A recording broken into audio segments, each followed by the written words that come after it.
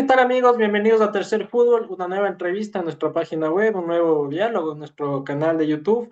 En esta ocasión nos acompaña desde Argentina Nicolás Guglielmetti. Él es un escritor argentino. Él tiene varios libros ya publicados, más de 10. Ha colaborado también en algunos, es gestor cultural.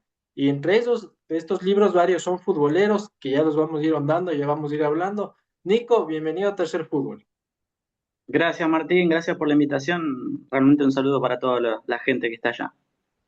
Nico, vamos desde el comienzo. En tu rol de escritor, ¿en qué etapa de tu vida o dónde fue ese puntapié inicial con las letras? ¿Con el deporte? Con las letras, con la literatura. Mira, en realidad cuando entré a la carrera de letras, siempre tuve una inquietud al acercarme a la literatura, poner a los 11, 12 años, 10. Siempre me llamaron la atención. Mi casa no fue una casa que había una biblioteca muy grande, pero sí había una biblioteca de Elige tu propia aventura o lo que teníamos que ver por la cuadrícula del colegio y siempre tuve como curiosidad, siempre por la poesía al principio. No sé por qué, siempre me llamó la atención eh, cómo se desglosaban las letras de las canciones, cómo era la métrica, cómo era lo rítmico. Y me acerqué a la literatura en primera instancia por esa curiosidad, desglosando letras de canciones, empezando a construir el lenguaje y ya después me empecé de autodidacta a armar mi propio canon, si se quiere, en el escaparate. Tenía un vecino mío, Rubén, que tenía un escaparate muy grande. Y antes en los suplementos de los periódicos acá en Argentina venían siempre con los suplementos culturales de la ENIA, de Radar, de cualquier de Página 12, venía una colección de libros muy interesantes, ya sea de clásicos o de autores contemporáneos. Y ahí, bueno, como fui armando mi propia biblioteca, eran precios muy módicos. En ese momento los libros que venían con los diarios eran realmente libros muy buenos, a muy bajo precio.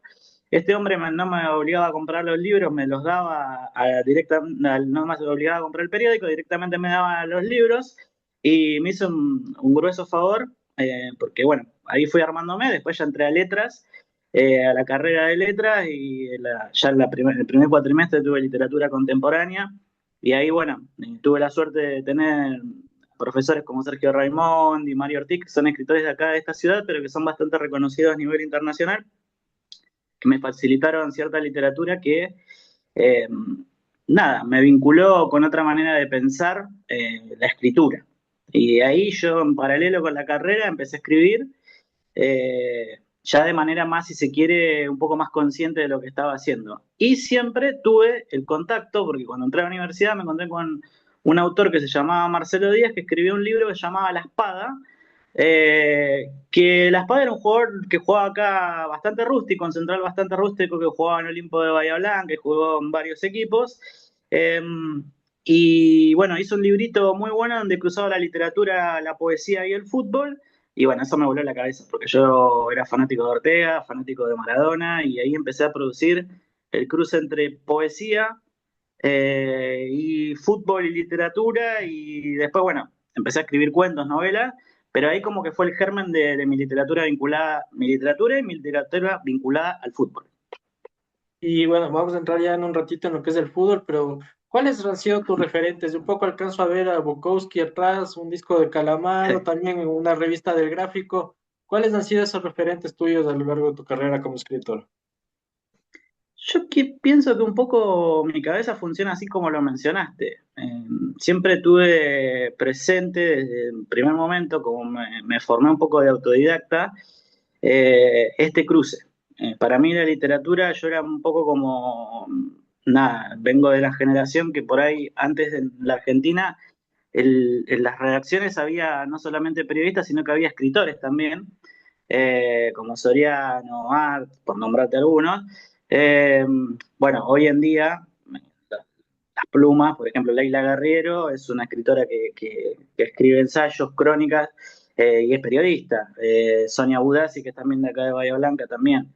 Pero mis referentes a nivel literario, te diría que nada, a mí me gustaba mucho la poesía, entonces yo arranqué con la poesía contemporánea, poesía de los 90 argentina, Sergio Raimondi, Daniel Durán, Fabián Casas, que también es un autor bastante reconocido porque, bueno, trabajó en el gráfico y hace un cruce como también con el fútbol. Él, bueno, escribió gran parte de su obra con la literatura y el fútbol con Cruz San Lorenzo. Eh, y mi referente literario siempre fue el canon. Primero fue especializarme en poesía, Ricardo Celarrayán, bueno, Fabián Casa, como te nombré, Daniel Durán.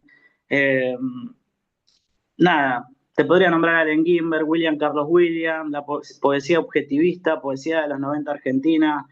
Y tuve la suerte que de chico, a eso de los 18, 19 años, ingresé a una beca organizada por la editorial Vox de acá de Bahía Blanca, que casualmente, por suerte, es una editorial que es importante a nivel nacional y que editó gran parte de la poesía de los 90 en Argentina. Editó a Lamborghini, editó a los grandes poetas de acá, y teníamos la suerte que una vez cada 15 días venía Daniel García Helder, que era el editor de Diario de Poesía, a darnos taller a la clínica, y cada 2 semanas más venían esos escritores que te nombré: Fabián Casas, Daniel Durán, Roberta Dianamico, Laura Whitner. Bueno, todo ese scrum de poetas de los 90 venían a darnos taller acá a Bahía Blanca a nosotros. Entonces, de alguna manera, nos formamos también con ese taller. Ya después, a mí, ya como estuve muchos años estudiando poesía, me interesé por la narrativa argentina, y ahí sí me empecé a meter de lleno en los que hoy ocupan un lugar medianamente central en el canon, ¿no? Federico Falco, que salió finalista de Don Herralde, los Leila Guerriero, Gabriela Cabezón Cámara, Dolores Reyes como ahora está siendo bastante conocida por Cometierra, Samantha Schweblin, bueno, Mariana Enríquez. Hay una cantidad de autores y autoras argentinas, más allá de los Piglia, los Aira, los que son, digamos, los grosos. Hay un montón de autores argentinos donde uno no necesita ir mucho hacia los clásicos, sino que puede leer los contemporáneos y puede disfrutar de buena literatura, y ahí, bueno, que haya un tráfico de información y, como bien decían, robar en el buen sentido de la palabra, o influenciarse. ¿Y en qué punto igual de tu carrera como escritor viste al fútbol como una opción, como para tener una temática ahí de la cual hacer poesía, publicar ciertos aspectos narrativos, sacar libros? Mirá, siempre tuve la poesía presente porque yo soy jugador de fútbol, y así que imagínate que cuando llegué a la carrera de letras, recién dejaba de jugar al fútbol. Tuve la suerte de jugar en un equipo acá de Bahía Blanca que se llama Bellavista, pero que a su vez tuvo la suerte de sacar varios jugadores que trascendieron a nivel internacional, como Rodrigo Palacio, Alfio Basile, que fue el técnico de Argentina, Martín Aguirre, que jugó en River, Laucha Recio, que jugó en la selección también y en River. Entonces, digamos, mi cabeza nunca tuvo prejuicios, pero cuando llegué, por ejemplo, ahí a la universidad, no tenía la cabeza de un intelectual como alguien que venía de letras, sino que era un jugador de fútbol teniendo curiosidades literarias, y llegué a ese mundo. Y bueno, el choque al principio fue difícil, pero me adapté, me fui haciendo, y siempre tuve presente ya desde el primer momento que vi ese libro que cruzaba la literatura y el fútbol. Me di cuenta que había algo que muy pocas personas estaban explotando, sobre todo en poesía, mucho más raro todavía, poesía vinculada al fútbol.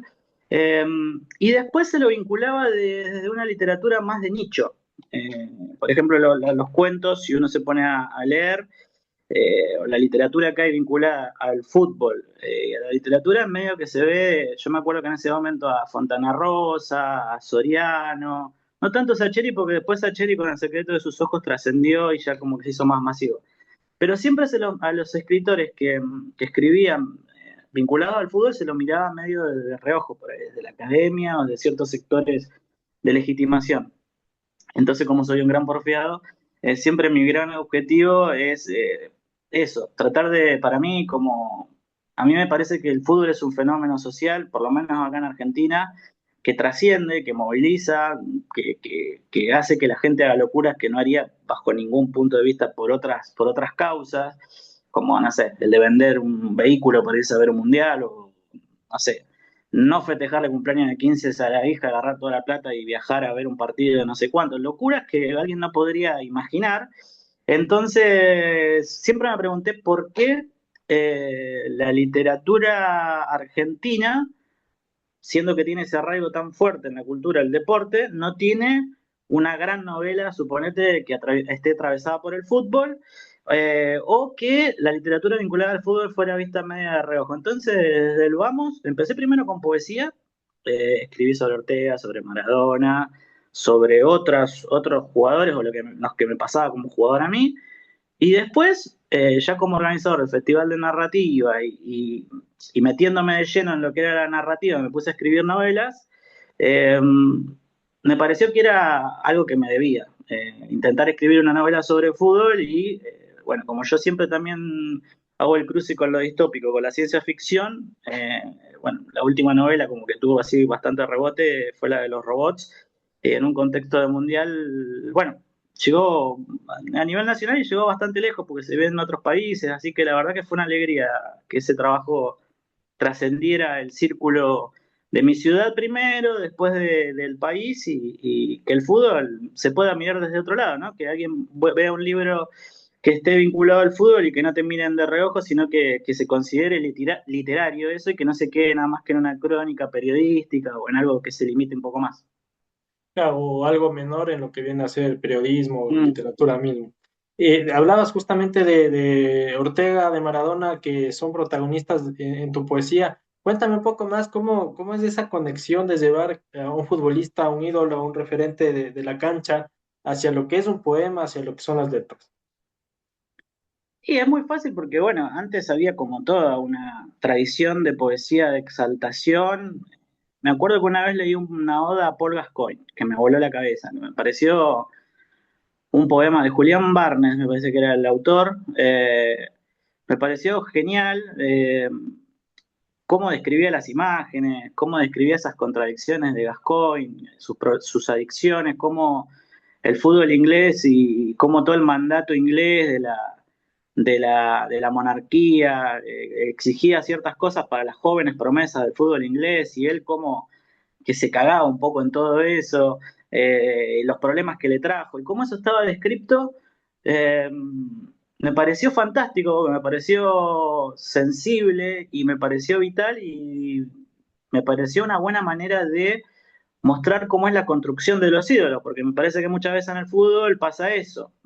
A través de la poesía lo que trato de hacer es eso, mostrar ese contraste que hay entre lo que se trata de imponer desde el marketing o desde los medios y el contraste con el que pasa después en la vida detrás de los jugadores o cómo lo descartan o los problemas de adicciones que tienen. Eh, Como tuve la suerte de estar en el detrás de bambalinas, de ser amigo de estos jugadores que te mencioné y de ver de primera mano, ¿no?, cómo es una concentración de un club como Boca o una selección, o ir y ver cómo es ese detrás de escena de las élites, me parecía interesante mostrar ese contraste, o mostrar la construcción, el lado B. De hecho, en la de los robots hay mucho de eso y también ahora ahí tengo una novela inédita que están viendo, buscando el editor, que trata lo mismo con la figura de Messi. Trata la historia de un periodista que por algún motivo tiene que viajar a Doha, que conocía al primer Messi de la Masías, y deja todo por ir a ver el último acto de Messi en Doha y cómo es la consagración, y muestra desde los dos puntos, del lado A, desde el brillo del Messi que muestran los medios, y después el Messi que él conoció y el que va descubriendo a través de los fieles, de las personas que van a la cancha como en esa suerte de peregrinación. Entonces, nada, siempre me interesó eso. Para mí, mostrar a los deportistas, y Ortega era un caso emblemático y Maradona en nuestro país, sobre todo cuando yo era adolescente, porque bueno, Ortega era un crack, pero siempre tenía problemas fuera de la cancha y nada, y nosotros como hincha queríamos que Ortega juega como de lugar y tenía problemas y no concentraba y era un crack. Entonces, bueno, me interesaba mostrar esas contradicciones y también los puntos de contacto del yo poético, que en ese momento podía jugar uno cuando estaba saliendo y tenía problemas con, no sé, o le gustaba el alcohol, o cuando jugaba al fútbol y le pasaba, me acuerdo que a mí yo escribí el poema de Ortega porque mi familia me decían Orteguita porque era fanático de Ortega, pero era todo lo contrario a Ortega. Ortega era rápido, yo era lento, Ortega tenía buena gambeta, entonces lo que hice fue construir como la antítesis, poner la antítesis de Ortega en mi persona, burlarme un poco de esa proyección familiar, de ese apodo, y escribir un texto sobre mi ídolo, que más allá de todo, obviamente Maradona, pero que fuerte. Así que con Maradona pasó lo mismo, cuando lo escribí de un tirón porque murió Maradona y acá fue como, imagínate, si fue a nivel mundial, imagínate para nosotros que somos una generación, yo soy del 81, me crié y tratando de imitar a Maradona. Cualquier persona que jugaba al fútbol en esa época trataba de imitar a Maradona. Bueno, después nos dimos cuenta que era imposible, ¿no? Pero bueno, Son varios libros futboleros de los que pude ver, Mi Bellavista Querido, El Gol de tu mm. Vida, ¿Podrán los robots dominar el fútbol? Son varios libros futboleros. Y me lleva a la pregunta, un poco ya nos lo decías, pero de manera global, saliendo un poco de lo personal, ¿por qué es importante escribir sobre fútbol? Creo que es importante escribir sobre fútbol porque para mí, digamos, en el caso de este librito, El Gol de tu Vida, que lo tengo acá, eh, era una convocatoria de un concurso y ahí lo que más me parecía importante desde cultura futbolera Bahía Blanca era empezar a atender o empezar a pensar el fútbol desde diferentes expresiones artísticas, por ejemplo, y vincular a gente de otros puntos del planeta. Entonces, con esta convocatoria eh, quedaron seleccionados 15 personas, nos sorprendimos porque al principio pensamos que iba a ser una convocatoria de alcance por ahí local o nacional. Llegaron textos de México, Chile, España, Estados Unidos, bueno, de varios, de todo el mundo llegaron textos. Entonces, bueno, vos imaginate que uno desde una ciudad de la provincia de Buenos Aires hace una convocatoria y la idea nuestra era agrupar eso, empezar a vincular, porque yo lo que me daba cuenta, que con estos años me fui dando cuenta, es que uno está haciendo cosas aislado, pero hay gente que está en la misma. No sé, me acuerdo que un año en el Festival de Poesía invitó a un chico que estaba en Gimnasia de Mendoza, ya en el club que ahora está en Primera División, haciendo la parte cultural y dando talleres de literatura. Yo estaba haciendo lo mismo, estábamos haciéndolo acá en Club Bellavista.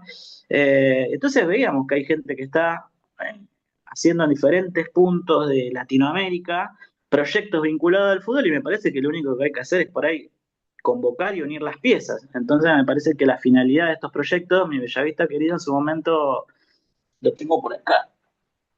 Esto fue un libro a propósito del Club Bellavista que te nombraba de Bahía Blanca, donde salió Basile, Palacios y demás. Ese lo hicimos particularmente para ayudar al club, porque en la época de pandemia los clubes estaban cerrados y se cumplían los 100 años del club y como 7 exjugadores somos escritores, que no es bastante una rareza, decidí convocarlos en pandemia para que se haga el libro y con la venta de ese libro ayudar al club y por suerte, bueno, el libro se agotó, se hizo varias ediciones. Entonces, muchas veces también está eso, la parte solidaria, ¿no? Aprovechar que somos gente que está trabajando con el fútbol, que el fútbol tiene ese poder de alcance, si se quiere, mayor que el de la literatura convencional, porque un futbolero por ahí también, como estaba ese prejuicio que te contaba antes, de la literatura hacia la cultura del fútbol, muchas veces también pasa que el futbolero tiene ciertos prejuicios para lo literario. Entonces, me parece que generar ese cruce y ese acercamiento de textos de cuentos de fútbol es mucho más al alcance de la mano de cualquier público y bueno, en este tipo de proyectos me parece que valen la pena, así que los creamos por eso, para crear redes, contactar gente, ayudar a instituciones. El Gol de tu Vida se hizo para ayudar a la biblioteca Daniel Aguirre, que es una biblioteca que fue afectada acá en la inundación. La presentación se va a hacer dentro de un mes aproximadamente, el libro ya salió, ya se le entregó a los ganadores, pero vamos a hacer la presentación formal, ya se vendieron libros para ayudar a la biblioteca y se va a seguir para ayudarlo, porque bueno, la biblioteca cuando Bahía Blanca sufrió la inundación, la ciudad sufrió daños irreparables, de hecho estamos con la ciudad bastante, no sé cuántos años nos va a llevar a recuperarnos. Bueno, pensamos, nosotros estamos haciendo la convocatoria de fútbol, bueno, ayudemos a una institución, démosle la plata y que la causa valga la pena. Justamente estás en Bahía Blanca, es algo reiterativo en ti. Cuéntame más sobre Bahía Blanca, porque a veces uno se centra en Argentina, sobre todo las grandes ciudades, Buenos Aires, por ahí Rosario, pero cuéntame sobre Bahía Blanca. En fútbol le conocemos a Olimpo, también me hablas de Bellavista, que te lo voy a preguntar más adelante, pero cuéntame más sobre tu ciudad. Bueno, Bahía Blanca tiene la característica que es una ciudad que está en la panza de la República, es una ciudad fuerte porque es portuaria, pero siempre estuvo considerada como la puerta de la Patagonia. O sea, para la gente de Buenos Aires somos del interior, pero para los del interior somos porteños. Entonces tenemos como esa dicotomía. Y también tenemos, bueno, Bahía Blanca es una plaza fuerte a nivel literario, por esto que te conté de este fenómeno que se dio en los 90 con la poesía, porque generó referentes que marcaron ahí el pulso de la poesía en los 90, pero además es la capital del básquet, Bahía Blanca. Salió Ginóbili de acá. Tiene una cantidad de clubes de básquet, si se quiere, tan fuerte como la cultura del fútbol, que es algo raro también a nivel nacional, que se diera ese fenómeno. Entonces, Bahía Blanca es una ciudad bastante difícil de entender su naturaleza, pero bueno, salen buenas plumas, hay como una contracultura fuerte también, porque bueno, somos una ciudad que estamos mirando al mar, pero también hay como en su momento se instalaron un montón de plantas petroquímicas que destruyeron un poco el ecosistema. Si uno quiere disfrutar del mar, se tiene que mover unos 100 kilómetros para los costados. Pero a pesar de todo, hay una contracultura fuerte, hay como una cantidad de artistas que pensaron la época y deportistas y personalidades que trascendieron la ciudad. Entonces, como que es una ciudad bastante especial, pero no pasa desapercibido en el mapa nacional por esto que te digo, porque, no sé, también, por nombrarte alguno, Pepe Sánchez, la generación dorada de básquet, Montequia, Pepe Sánchez y Ginóbili son de acá de Bahía Blanca. Pepe Sánchez vive acá apenas cuadra de mi casa, la familia, ¿no? Se crió acá nomás. Entonces se dio todo ese fenómeno de que es una ciudad chica, relativamente chica, o sea, tiene 500.000 habitantes, tiene como eso, ¿no? Estuvo muy, en su momento también vinculada a las causas de lesa humanidad, porque había, como está la cercanía con la base militar, pero también hay una fuerte contracultura. Hay un montón de gente, de intelectuales y de gente y de deportistas y de gente que nada, tiene otra manera de ver el mundo y me parece que se genera ese fenómeno por esto que te digo. Cuando hay tantas imposiciones o poderes económicos concentrados o esas invasiones fuertes, por llamarlo de alguna manera, de lo territorial, se genera como una contracultura fuerte y algo más humanista y más creativo, que para mí da foco a que en la ciudad hayan pasado ese tipo de cosas. De hecho, hay muchísimos bahienses desparramados por el mundo eh, que trascendieron, en música, del pinto, bueno, hay un montón. Y nada, es una ciudad chiquitita, pero bueno, sacó sus pequeñas joyitas. Y cuéntame sobre Bellavista, porque a veces uno cuando se refiere a Bahía Blanca en fútbol, sobre todo, le tiene de referente Olimpo, pero Bellavista ahí tiene un libro, incluso que tú lo pudiste hacer. Cuéntame más sobre este club. Bellavista es un club de barrio, yo lo llamaría en Bahía Blanca siempre es conocido Olimpo y Villamitre. Villamitre es como lo opuesto de Olimpo, digamos, siempre fue el archirrival, que fueron los equipos que trascendieron más a nivel nacional. Olimpo jugó en primera, Villamitre jugó también alcance regional, y Bellavista y Liniers son como, digamos, los equipos que vinieron atrás y que participaron con participaciones importantes en torneos regionales.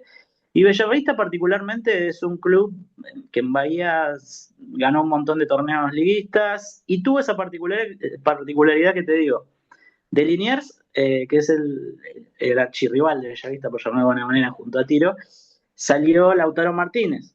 Pero de Bellavista salió en su momento, que te digo, Rodrigo Palacio, que fue 3 veces mundialista, 2 veces mundialista, Martín Aguirre, que jugó en River, Alfio Basile, que fue jugador de Racing, multicampeón, técnico de la selección, Recio, que también integró la famosa máquina de River.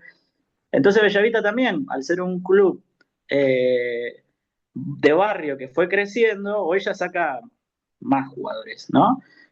Porque el fútbol, bueno, ya se profesionalizó mucho más. En la época que yo jugaba con estos grandes jugadores, era todo un poco más amateur como era el fútbol del 80 a los 90 en la Argentina. Pero es un club que es protagonista en todos los torneos liguistas.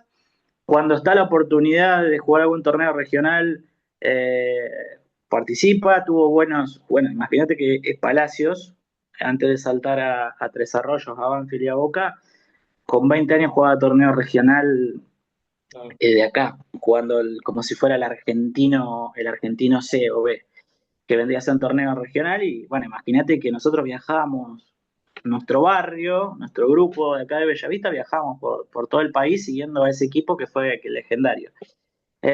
Así que es un club que es muy popular, que tiene una hinchada fuerte, y que tiene, para mí, Bellavista, lo que tiene de particular, que se asemeja mucho a lo que es Villamite también, es que tiene como un arraigo fuerte con el barrio. La gente del barrio es muy fanática del club y bueno, generar esa identidad es difícil. Muchas veces se ven clubes que, a propósito, muchas veces se habla de esto de las empresas, de cómo vienen las sociedades anónimas y se integran en los clubes y demás. Bueno, me parece que el alma de los clubes es la gente. Entonces, bueno, a veces tener gente o que la gente sea pasional o que tenga un arraigo con su club no se compra, eh, o no es algo que sea algo material intercambiable. ¿Se trae o no se trae? Yo creo que en Bellavista se da el fenómeno porque es un club, nos llaman los gallegos, que se creó con las inmigraciones. Vinieron unas grandes oleadas, se asentó una población importante de gente de España. Entonces como que era el barrio también era una gran familia. Entonces, nada, de hecho, la mayoría de los que llegaron fue un pueblito muy chiquitito de Toledo que se llama Aldeanovita, que Bellavista le hizo un homenaje, se contactó con la gente tiempo después, le hicieron la camiseta en homenaje a ese pueblo donde vinieron los primeros fundadores del barrio.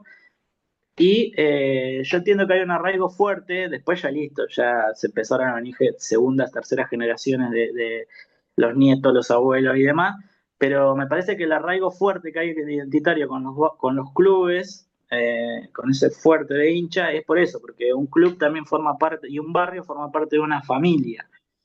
Como concepto de cuando vos te vas a otro país y llegas de inmigrante, imagínate que toda la gente que llegó, digamos, se hace mucho más fuerte y el club tiene como un sentido de pertenencia. Me parece que de ahí viene. Justamente, como gestor cultural, como hincha, como futbolero, ¿qué implican los clubes, qué implica el fútbol en el ámbito cultural de una región, de un país? Para mí, el fútbol, un club, cumple un rol social vital. Hoy mucho como que se va perdiendo eso. En nuestra época me acuerdo que en un club no importaba si podías pagar o no la cuota social para jugar al fútbol. Al contrario, digamos, se becaba o se integraba sin becar directamente a la gente que no tenía recursos y nos juntábamos todos y veníamos, no importaba el origen que tuviéramos. Y me parece que el club lo que tiene es eso, esa capacidad de no importa el estrato social que tengas, sino nada, que te integres, que practiques un deporte, que entiendas lo que es la importancia de formar parte de un colectivo, que después te marca para la vida. Para mí, yo muchas veces armo grupos en la gestión cultural o trabajo y yo siempre digo, yo la mayoría que aprendí de la vida lo aprendí de los códigos del fútbol, de cómo manejarte con la gente, de ese sentido de que vos sos una parte de un engranaje más grande, de cumplir un rol, de entender que sos tan importante como tu compañero, que tenés nada, charlar con él, ver qué le pasa, de entender que muchas veces hay personas que con un insulto lo levantás y hay otras personas que con un insulto lo hundís, como pasaba con los técnicos, como pasaba en un vestuario, o como hay muchas situaciones donde vos te podés enojar con una persona, pero a los 5 minutos, como pasa en la cancha de fútbol, está todo bien porque queda ahí. Son códigos que uno aprende como jugador, y que después lo traslada a la vida. Y yo tuve la suerte nada, de después de ser gestor cultural, pero también fui dirigente de Bellavista, es el 2023 que salimos campeones. Poder estar con los chicos ahí en el vestuario. Yo vengo de otra generación, imagínate que nada, el choque cultural pensé que iba a ser más grande, pero la verdad que fueron personas generosas, eh, y se da un intercambio de experiencia y de aprender esos códigos, ¿no? Para mí volver a ser dirigente y poder compartir con ellos entrenamientos, viajes, comer con ellos, ver qué pensaban antes de una final, justo ese año salimos campeones, ver qué pensaban, cómo sentían. Bueno, me volvió a mi época que era jugador, que para mí lo más difícil de uno cuando no juega más al fútbol es perder eso de estar en un grupo grande de personas durante, uno cuando es chiquitito, a partir de los 4 5 6 años, se acostumbra a que tiene que entrenar 3 veces por semana, se junta siempre con su grupo de 16 o 20 amigos, o con todas las categorías que tienen en el club, y durante muchos años, 20 ponele, tiene ese hábito de compartir el vestuario, tomar mate, ver qué te pasa, te encontrás cuando salen a la noche, te encontrás en un boliche, te encontrás en el teatro, en donde sea, pero siempre como que estás con ese grupo, te moves con un grupo grande de gente. Cuando dejas de jugar al fútbol, ¿qué pasa? Te encontrás solo, muchas veces. Entonces, bueno, volver a revincularme en el sentido ese de volver desde el rol de dirigente o de gestor cultural a participar del club, me volvió a reconectar con esa parte que para mí es la más linda que tiene el fútbol. Y lo que más me deja es sentirte que sos parte de un colectivo, compartir experiencia con gente y nada, tirar todos para el mismo lado y tener eso, ¿no? Eso que me parece que es importante, la identidad, ¿no? Saber que estás todos defendiendo una misma causa. Representar los colores, representar a tu barrio, hacer cosas por tu gente, eso me parece que en el fondo son las cosas que más importantes que te puede dejar la vida, porque bueno, hoy estamos en una ciudad consumista, material, que te trata de imponer ciertas cosas, pero después te das cuenta que lo más importante es compartir un buen momento con la gente que uno quiere, estar en un grupo, divertirse, pasarla bien. Y bueno, a los que son jóvenes que no desaprovechen esa oportunidad, porque muchas veces uno cuando es joven no se da cuenta, cuando tiene 13 14 15 años, que bueno, son los mejores años para practicar un deporte y después cuando ya tenés 40 años ya está todo roto, no podés más. Eso ya viene más importante el tercer tiempo o el asado que jugar al fútbol, pero me parece que los jóvenes deberían aprovecharlo y a veces yo hoy en día veo un poco, con este grupo no me pasó porque eran un poco más grandes, pero veo que de cada vez más chicos se intenta profesionalizar a los jugadores, eh, y están perdiendo un poco la parte más salvaje, más lúdica. La otra vez lo escuchaba a Pablito Aymar hablar de eso, de que antes uno tenía un montón de horas de potrero, eh, donde en el club te trataban de acomodar el juego. Hoy en día, como que a los jugadores más jóvenes directamente como que tratan de profesionalizarlo muy rápido y les matan un poco esa esencia lúdica o salvaje y me parece que a los chicos hay que dejarlo que se diviertan y el fútbol no perder de eje que es un deporte, que a cierta edad se tienen que divertir, pasarla bien, y después, con el tiempo, yo siempre digo que el que es crack o el que es bueno trasciende sin apuros. Así que, nada, para mí el fútbol es... Desde el fútbol uno puede tomar ejemplo para manejarse en la vida. Listo, Nicolás, muchísimas gracias. Una gran charla con este escritor argentino desde Bahía Blanca, varios libros escritos. Agradecerte por tus criterios, por tus conceptos y siempre a las órdenes desde Quito. Muchísimas gracias, Martín. Saludo a toda la gente de Ecuador. Mis respetos porque la verdad que el progreso, la evolución del fútbol ecuatoriano a mí no me sorprende, pero bueno, cada vez están más afianzados a nivel internacional. Yo lo veo ahora los partidos internacionales o lo que fue el último mundial. A nosotros como selección argentina nos cuesta cada vez más ganarle, cada vez sufrimos más. Así que felicitaciones y un saludo para toda la gente de allá. Y bueno, esperemos que algún día las distancias se acorten y que podamos vincular proyectos y un saludo muy grande para toda la gente de allá. Que así sea, Nicolás. Muchísimas gracias. Un gran abrazo. Abrazo grande. Chao, gracias.